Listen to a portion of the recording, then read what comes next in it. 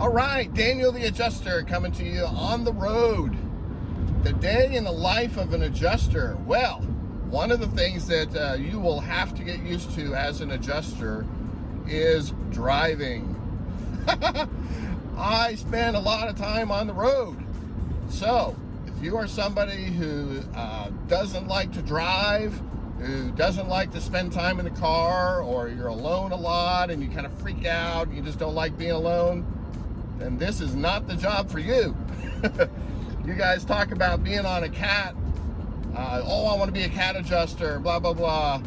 I want to be a daily adjuster, blah, blah, blah.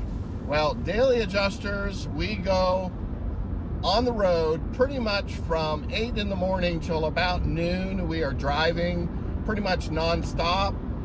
And, our inspections don't take very long, maybe 30 minutes for each inspection. So think of it. You're doing 4 or 5 or 3 or whatever you're doing as far as per day, you're driving about 2 hours a day, 2 to 3 hours a day. So just keep that in mind. If you want to be an adjuster, you gotta love driving. I like it because it gives me time to think. It gives me time to gather my thoughts and think about the day, think about things I want to change in my life, things I want to make better in my life. So for me, driving is really good therapy. It also is a chance for me to listen to my favorite music. I also call my friends, call my family, just stay in touch with everybody.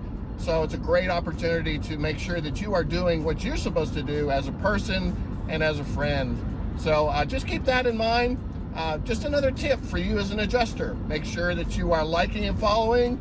Keep an eye on my videos. Check out my last one. For some reason, man, it kind of blew up. People are excited about making $25,000 a month. Wonder why. Daniel the Adjuster, talking to you soon. Bye-bye.